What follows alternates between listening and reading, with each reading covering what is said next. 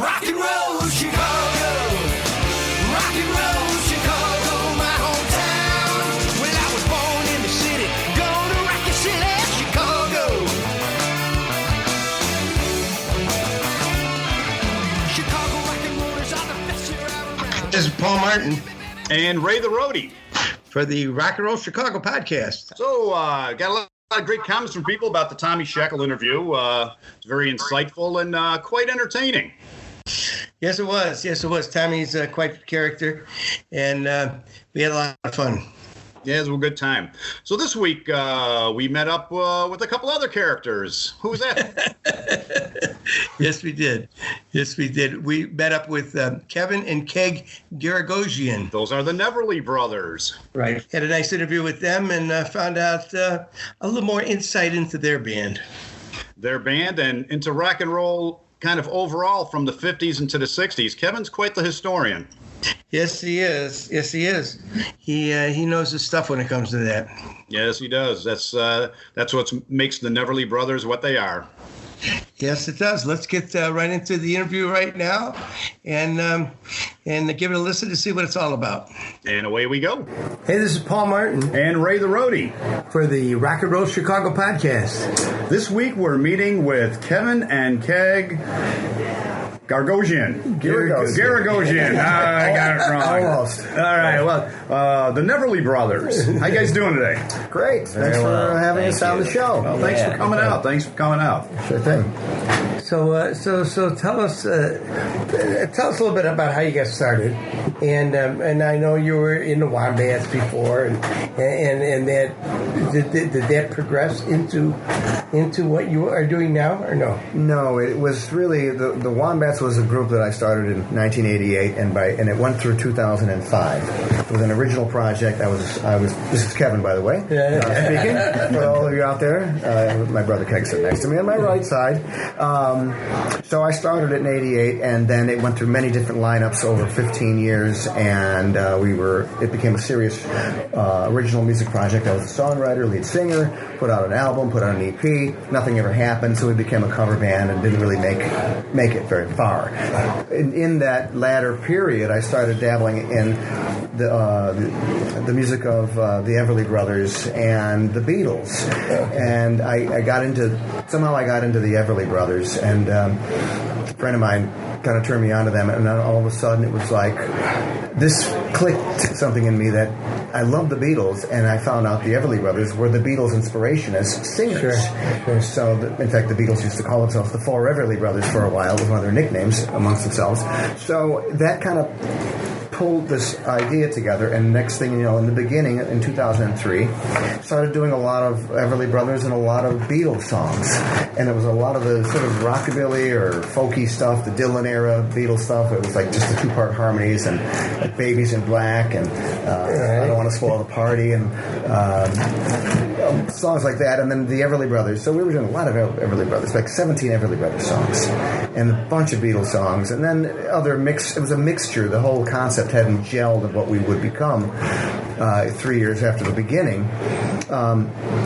But there was this whole sort of two phases to the show. The 50s thing with the Everly Brothers kind of leading it off with the harmonies, and then leading that into the 1964 British invasion. Right.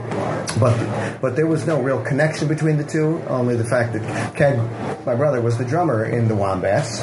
Okay. And we had other players, but so he and I basically both started the Neverly Brothers, and we had with an upright bass player. Now how did the name Neverly come up? Well, the Neverly came out because I was trying to think of a name that was with Everly, since we were at the time so Everly Brothers oriented, but yet not the Everly Brothers. So it was like Neverly Brothers, and Works out perfect. Yeah. And then the logo on our bass drum, on Keg's bass drum, is like the Beatles logo on Ringo's bass drum. It's got the big drop letters. Right. So that was sort of like, okay, the name is sort of heavily.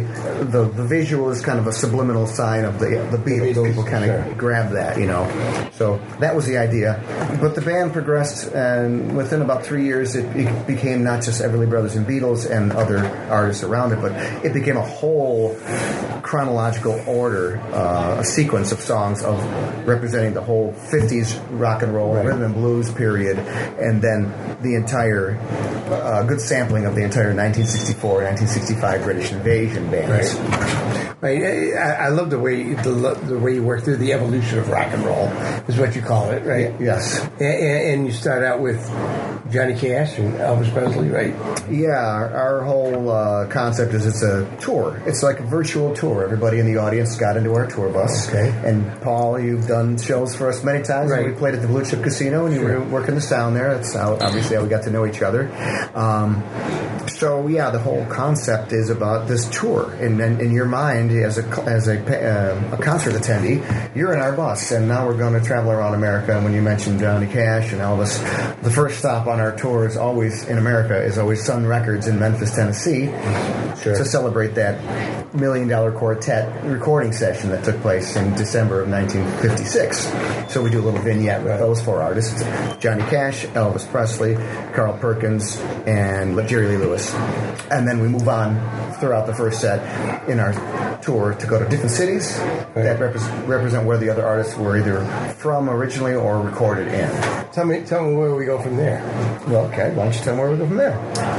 You mean in the evolution of rock and roll? Right. As far as from the 50s and how that segues into the British invasion of our act? Right. Like where we're going? Well, it just shows basically how then the 60s British invasion bands were directly influenced by the original rockers of the 50s, the American 50s rockers.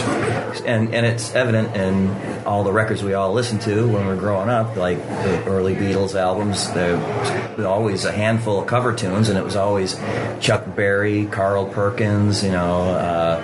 Motown. Rhythm and blues. Yeah. So you kind of go up to like the mid 60s, and that's about it, or do you go further? Pretty much it stops right at the beginning of the British invasion, like 64, 65. So we're doing, and mainly, like I said, we're the songs that we highlight. We do some of their original hits, like for the Dave Clark 5, or we do Because, great soul song, but most of the songs that we're playing by the British Invasion artists are the ones that they covered of their American heroes. Right. So like the Stones, we do Route 66, and not Fade Away. Not Fade Away.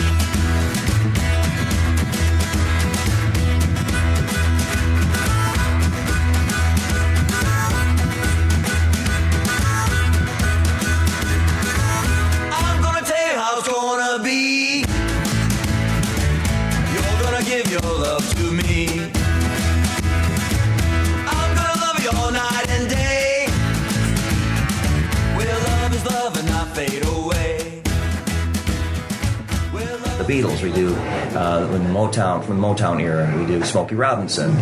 You really got a hold on me. You really got we do that one. So Rhythm and Blues, Twist and Shout is a great example. Sure. That was many people don't know that was originally done 2 years earlier in 1962 by the Isley Brothers here, charting on the Rhythm and Blues charts.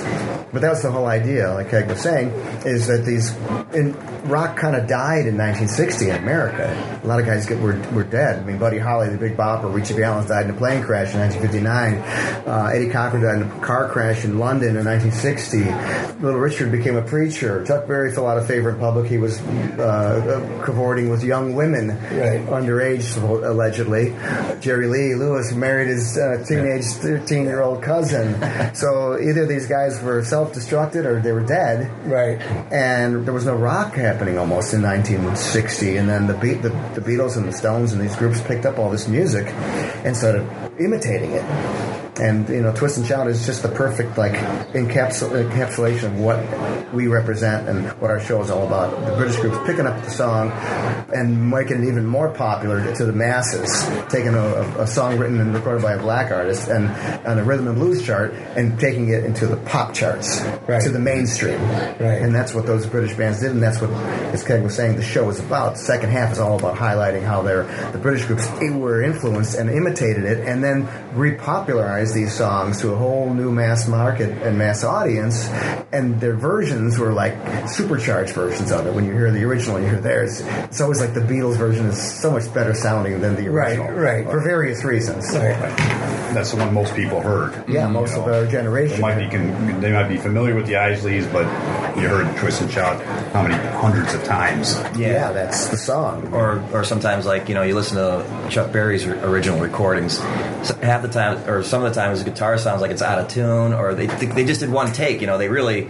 went on a shoestring budget for some of these original American rock and rollers. They didn't really put the production time into it. The levels of the recordings are, off kilter a little bit, but they just, that's great. The guy from the studio or behind the glass wall, he's like, that's great, guys. The cut take, that's it. Yeah, he was the original Carl Perkins, Honey Don't. It sounds like it falls apart at the end. It's because they were just trying to save as much money as possible. But when the Beatles got into the studio, they were like open pocketbooks. They could do anything as long as they wanted, take their time much more. But also technology had advanced from the 50s to the early 60s. So how did your idea of doing all this come about? I really just by getting turned on to the Everly Brothers. I was never a big 50s guy. Right. I knew some of the songs. I knew Buddy Holly, That'll Be the Day, and I knew the songs. But I grew up, I saw the Beatles. I was a real little kid, but I saw them on the Ed Sullivan Show in 1964. Right. And as was I. I was really into that stuff. So the Beatles albums, and we have an older brother who was 4 years older than me. So he was buying the albums and buying the 45s. So he's more my age. He's we won't talk about age to protect the innocent. But basically, I was really into that. So I was always doing those songs, imitating some of the British songs and Beatles songs. But the Everly Brothers is what kind of just drew me into the 50s, and then it became the harmonies were almost the same as what John and Paul were doing, pretty much. So that's what drew me into the 50s. And then I always liked to, as being in a band, I always liked to talk as the front man about the songs anyway. So it was kind of a natural extension of my personality and as an entertainer, as a person. And now the Everly Brothers drew the direct line with the Beatles. So then we got into all the 50s artists. We thought, this is kind of fun. Let's just pass it around, and each of us were singing different vocal parts and different leads and different backgrounds, and so it was a very vocal group, obviously. Some good examples of the evolution of rock and roll thing, how the British groups borrowed from the American. One of our favorite songs that we play is David Clark 5. We do their version of Do You Love Me? Okay. And they did that in 1964. The original version was done in 1962 by the Contours. Do-Wah-Diddy. Do-Wah-Diddy. Do-Wah-Diddy-Diddy. Dum Diddy Do. Yeah. That was originally recorded in 1963 by an American group called the Exciters. And it wasn't very well received. It didn't sell very well. The Exciters? Yeah, they were called the Exciters. They did a song called Tell Him also. Tell him. But it didn't do very well for that group. And it was written by the songwriters in New York. They were writing songs like the Lieber and Stoller guys, that drill building. They were a bunch of songwriters. Carole King was part of that group. Her husband, Jerry Goffin. So they were churning out songs that were being recorded by groups, and that was a song that was recorded by the Exciters first. It didn't sell well. Then Manfred Mann from London recorded it in 1964, and it hit the top of the charts.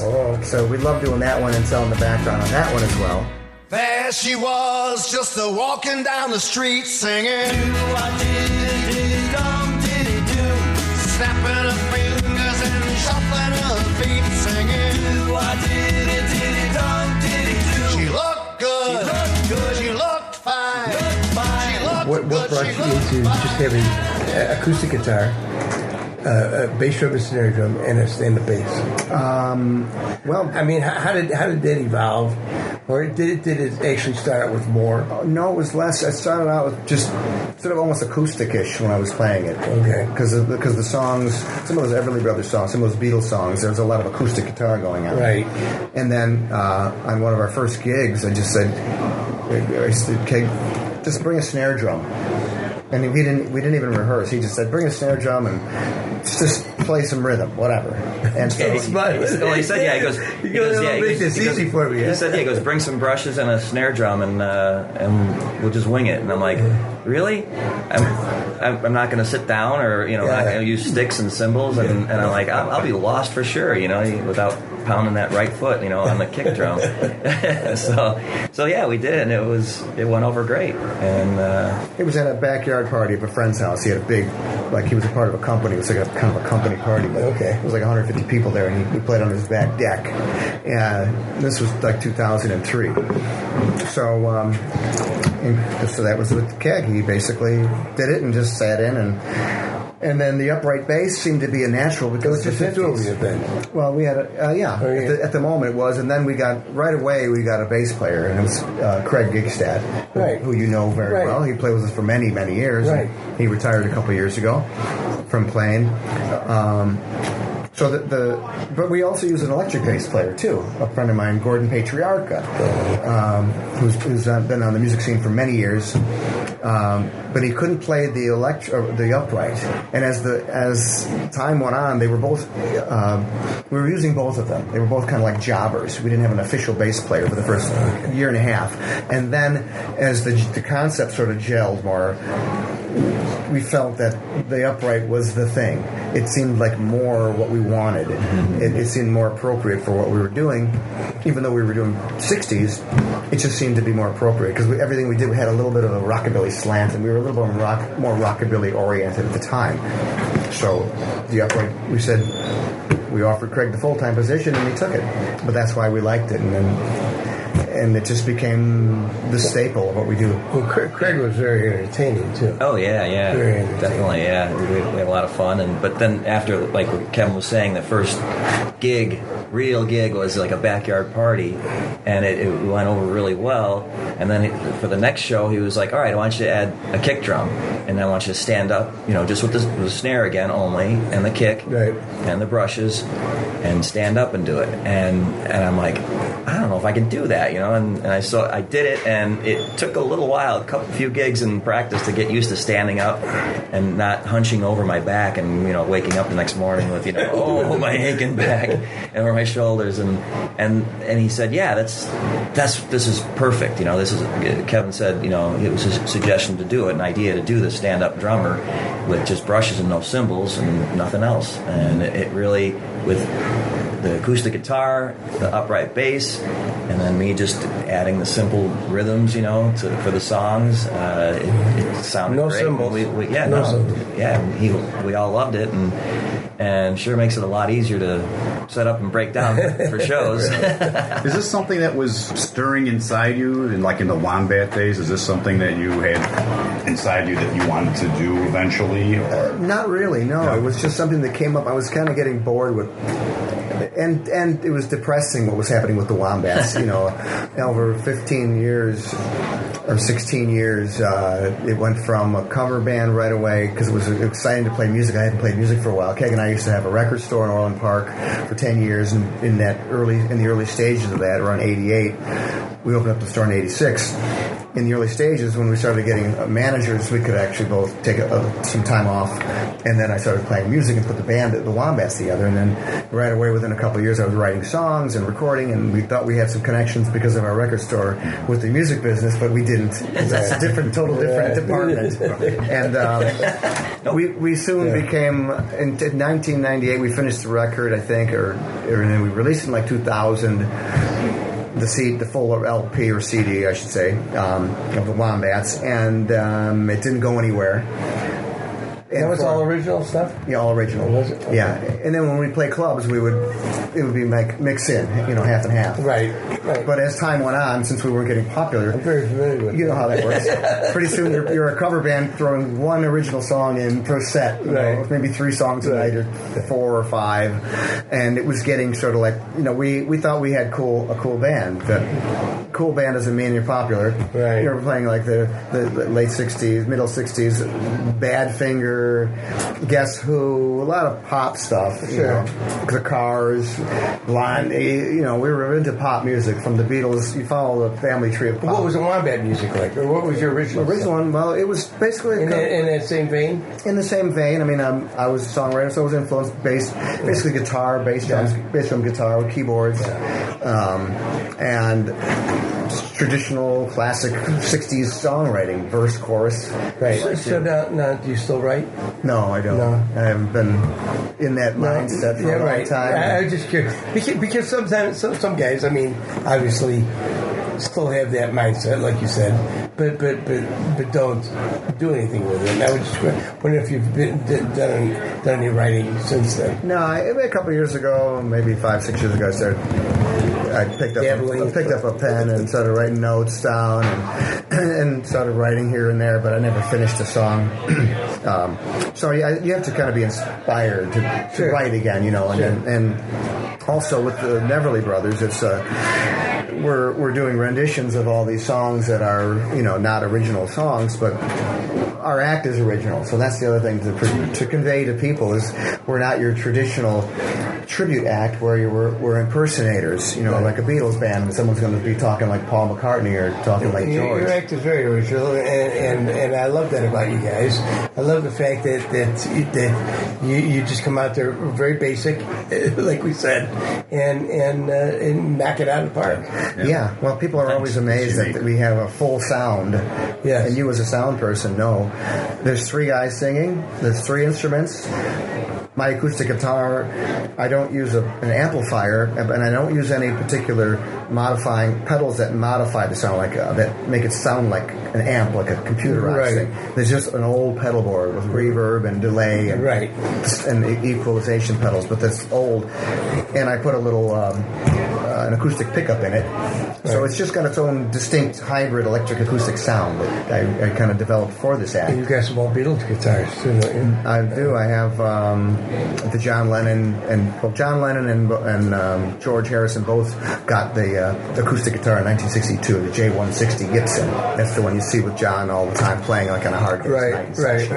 It came with a pickup in it. It was a very rare guitar, or unusual at the time. It came with a pickup put in it and a volume knob and a tone knob, but it sounds horrible. I mean, John used to put electric strings on it, not acoustic strings. Oh, really? So I play with acoustic strings, and that pickup doesn't translate very well. So I put an acoustic pickup on it. Oh, I see. And it sounds different, and it sounds with my pedals and everything, the way it's through there, the signal. It sounds like an acoustic, but it sounds like an electric at the same time. So I trade off with the rhythm and the leads, you know. And so we have a pretty full sound.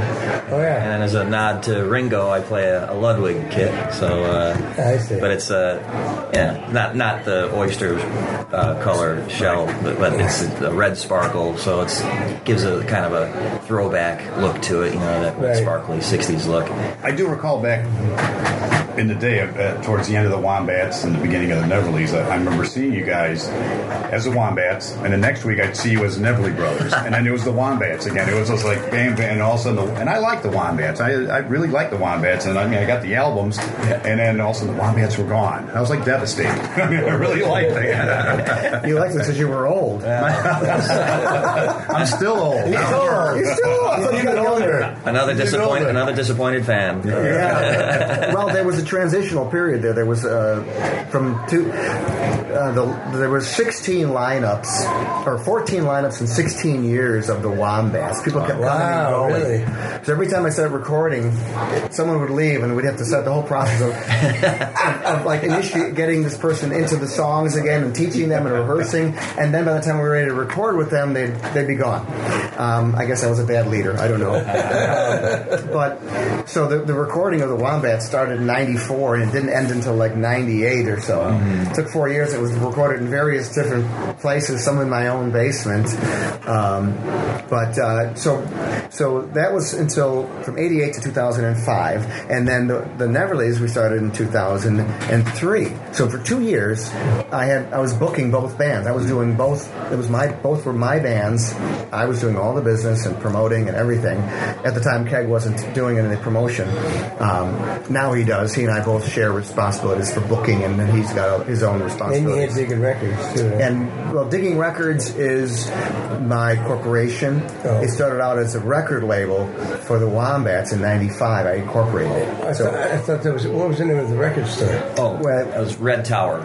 Oh, okay. Yeah, that was okay. We had that from '86 to '96. Well, 151st there. Yeah. Yeah. So while Kevin started the band, the Wombats, while we had the record store, the Neverly Brothers and Wombats continued after we were out of the record business, and then the Neverly Brothers started in 2003. So about 7 years after we closed the record store. That was the period when we had closed the store in '96, and then we kind of went full time trying to push the Wombats, and so by 2003, that's when the Wombats were really getting depressing. It was like, we're really not good. Well, because you're beating your head against the wall trying to get somewhere. You think you got a cool act, like you said. You thought it was a cool band, a lot of cool songs, but I think... How many pieces was that band? At the end, it was 5. Okay. It was bass, drums, guitar, keyboards, and 2 guitars. 2 guitars, yeah. And there was 2 sets of brothers in the band. Yeah. It was Gordon Patriarca on bass, Jim Patriarca on guitar, I was guitar, Keg was drums, and we had a friend named Steve Asham on the keyboards. Okay. So we could play almost any rock and roll song, and we had a lot of guys who could sing. We had 4 guys who could sing. So we were doing, we could play Guess Who songs. We could play cool stuff. It was like we were doing some of the one-hit wonder things. I don't know, like Sunshine or Jonathan, whatever his name was. Can't remember his name. We would do Tommy James, the rapper. Different songs where the Mighty Quinn we did. Man for Man. And then I could put my guitar down and I could play the maracas, and so we were very versatile, and we could play a lot of that pop stuff from say 1964 to say 1980, right, all the way up to the Cars. We played Just When I Needed, and My Best Friend's Girl. We did Blondie one way or another, even though it was female vocal. So it was fun. But so from 2003 to 2005, the Wombats were doing maybe 3 or 4 shows a month, maybe. And all of a sudden, the Everly Brothers are playing like every Friday and Saturday, pretty much. Then it was like, I don't have time for the Wombats, and I don't really want to. This is good timing. This thing has taken off. It's become something more unique, more appealing. It just became with the public a lot more quickly popular. And so you went from one to the other without any hesitation, right? Yeah, it just was like, I was kind of glad that was the end of the Wombats. It was enough of that. It was time, long overdue to put that away. And it became full-time right away with the Neverly Brothers. It went from just playing a backyard party to a full-time job, and 0 to 60 in a few seconds. You turn on Channel 9 in the morning, and there you are. The next day you're on Fox, and then you're on Channel 5. Yeah, well, we were lucky. We got on the news channels pretty quickly. We started the band in 2003, and by February of 2004, like less than a year later, we were on WGN for the first time. And then since then, between WGN's morning and midday and Fox morning news and Saturday news, we've been on 12 times on the news shows. Wow. In our 15 years of being together. Wow. Which is more than I know most locally based acts have been.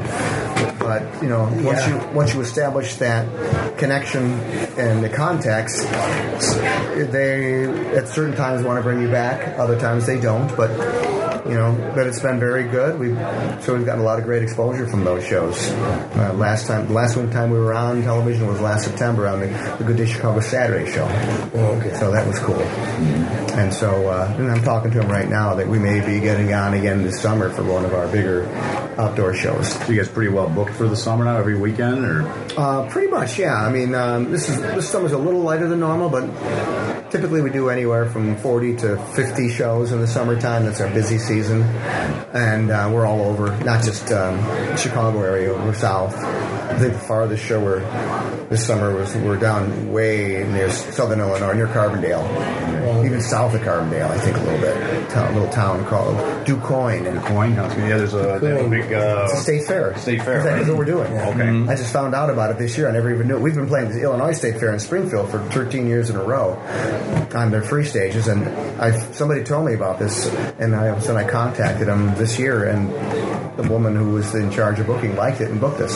So we're down. That's one of the farthest ones, but we travel during the rest of the year. We're playing concert theaters, and we're playing in anywhere from 350 to 1,500 seat theaters, ticketed shows, Midwestern theaters mostly. But we've been to the West Coast, we've been to the East Coast, we've been to Atlantic City, New Jersey, four times in the last 5 years for like 1 month residencies in a theater in a casino. So they liked you out there. Yeah. East Coast, West Coast, they like what you're doing. They do, and they find us, even though we're here in the Midwest, and you think, as you said, Paul, we have a unique thing. It's an original concept.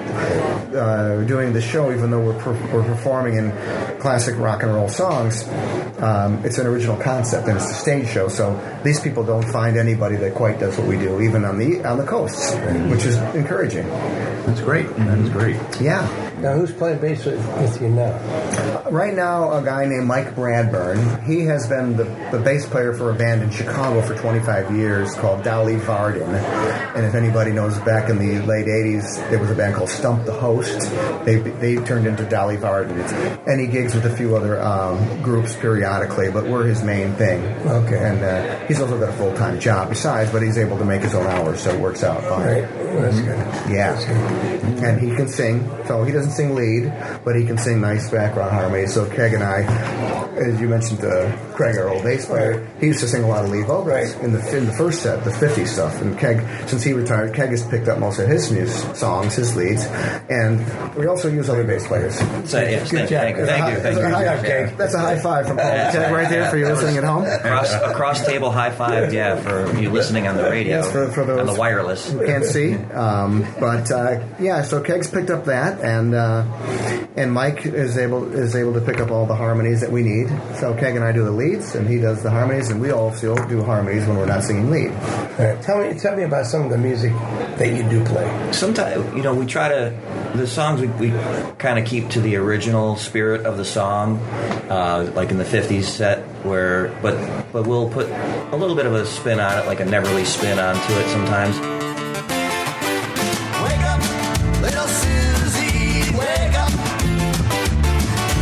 Wake up, little Susie, wake up. We both been sound asleep. Wake up, little Susie, and weep. The movie's over, it's 4 o'clock, and we're in trouble deep. Wake up, little Susie. Wake up, little Susie. I know. At least I think you're a big Kinks fan, aren't you? Big Kinks fan, yes. Major. It's funny. I really didn't get into the Kinks until past the '60s, like around the early '70s. Some friends of mine from Wisconsin, some buddies, turned me on to the Kinks. So my first exposure to the Kinks, besides hearing "You Really Got Me" and some of those songs on the radio, Dale. You're right. Which is Ray Davies in concert. I got into one of my first concerts. I'm sorry, I didn't mean to interrupt you. Don't do it again. Okay. Well, I got into them like in their 1974-ish time.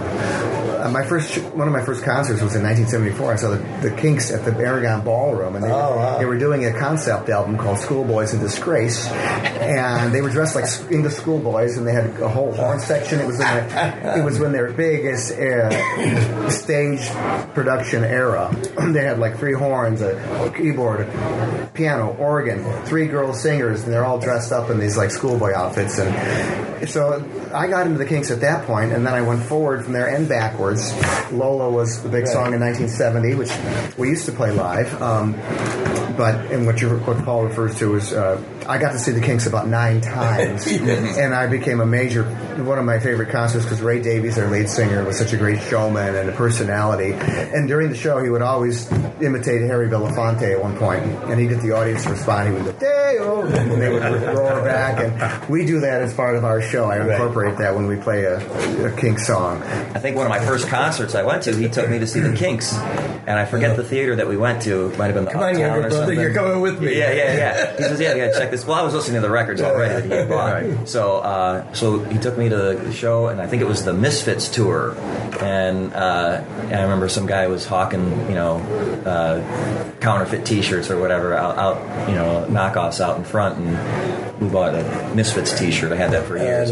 Finally fell apart. So yeah, I loved it. I really grew up with the Kinks too. I think that was 78, roughly. It might have been the Uptown Theater. I can't remember exactly. Oh, wow. But That's where we saw the Knack too. but I like the Kinks, but I think I saw them there then. But what the funny thing is, I got into the Kinks later in high school, and then I went back in time, but I never got into their 60s, like really their British Invasion albums until the Neverly Brothers. Right. The Neverly Brothers really kind of got me and pulled me into all that early stuff, because the whole concept is the British bands imitating the American groups. Right. So all of a sudden, I'm buying these early albums by the Kinks, 1964 or 65, and I never realized half their albums were cover songs too, just like the Beatles were doing.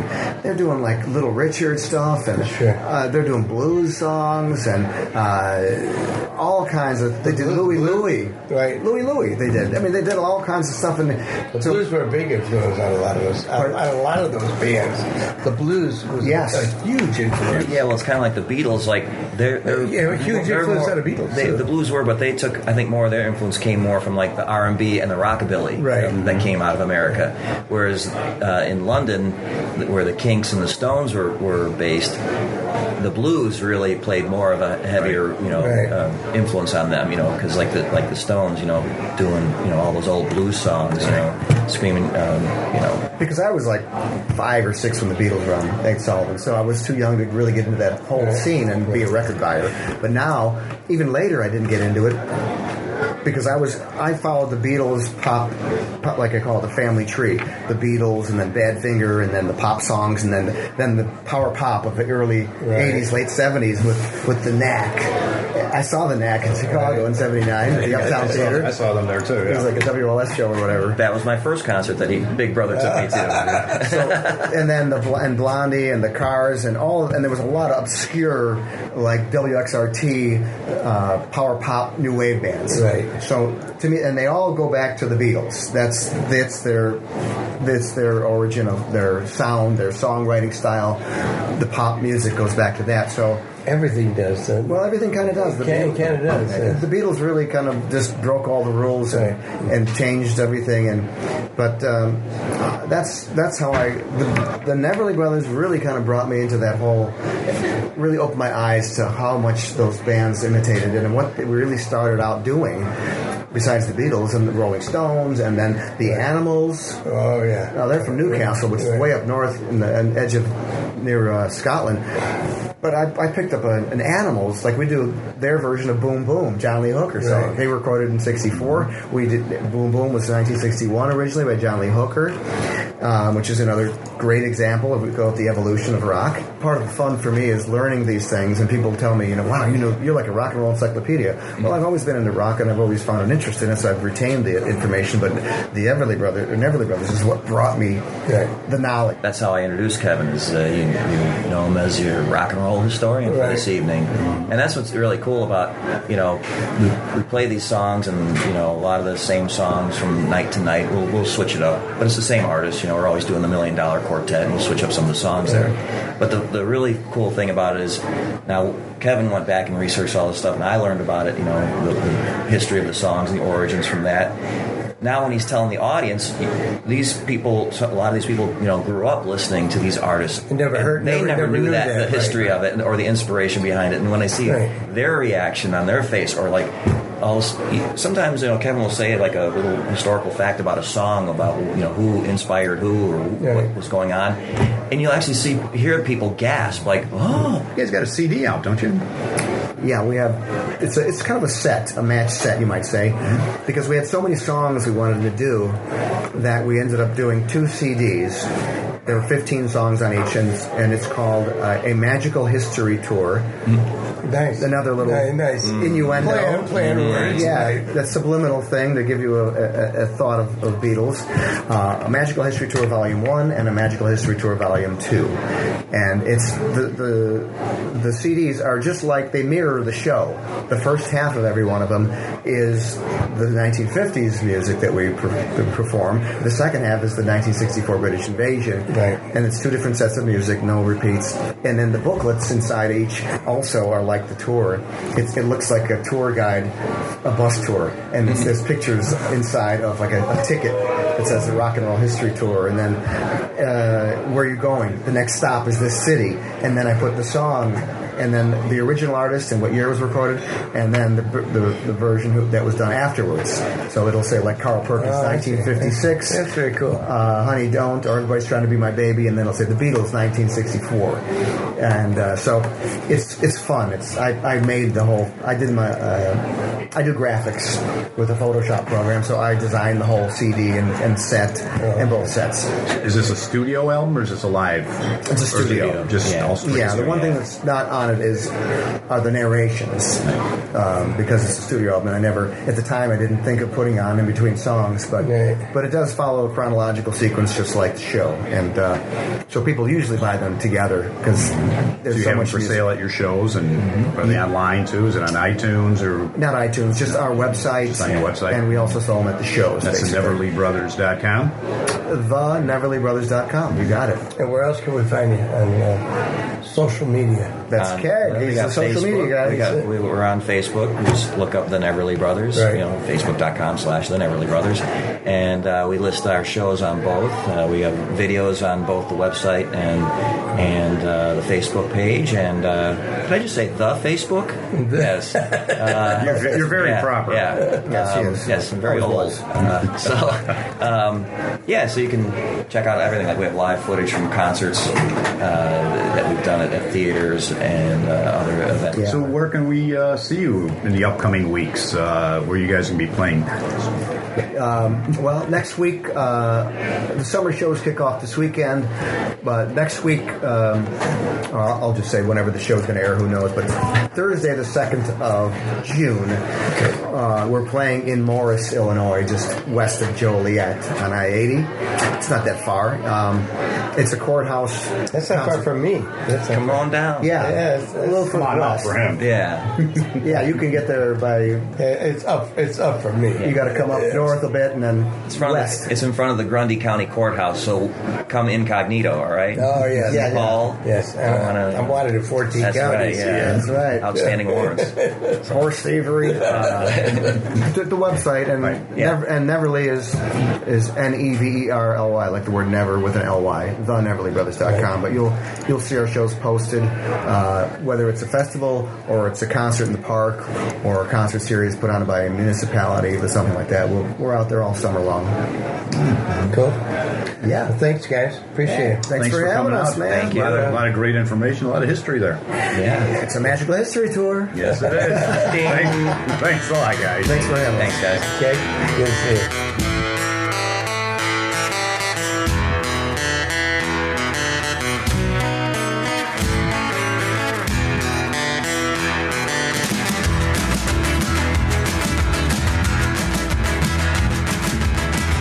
Well, that was fun, Ray.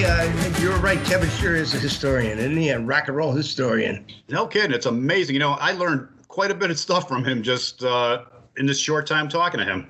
Yes, as well did I. It was a lot of fun with those guys, too. And we're having fun every week, I think, aren't we? I think I'm having more fun every week, I think. Yeah, I am. Yeah, no, I'm not thinking. Yeah, I am having a lot more fun. It's, and people are saying some great stuff about the shows, which is much appreciated. Yes, it is. Yes, it is. It's we're having a lot of fun doing this and going out and meeting bands and band members and getting some insight into their bands and it's a whole lot of fun for us anyway. Yes, and we hope it transfers to the listener as well. Of course. So, who's on deck for next week? Next week we have Strung Out. Are they a horn band? No horn band, but they're more a string band. Thus the name Strung Out. Oh, okay. I got you. All right. All right, I was just getting a little excited. I thought we were doing another horn band. Well, we'll find out what they're all about next week. And thanks for listening, everybody. Follow us on Facebook, on Twitter, on Instagram. We're on iTunes and Google Music, and we're on Tunity, and we're on iHeartRadio, and we're, you name it, we're everywhere. Just make sure you're liking the podcast and downloading it and enjoying it, and tell your friends. That's right. Thanks, everyone, for listening. We'll see you next week. Strung out. See you next week. Thanks for listening. Rock and roll, Chicago. Rock and roll, Chicago.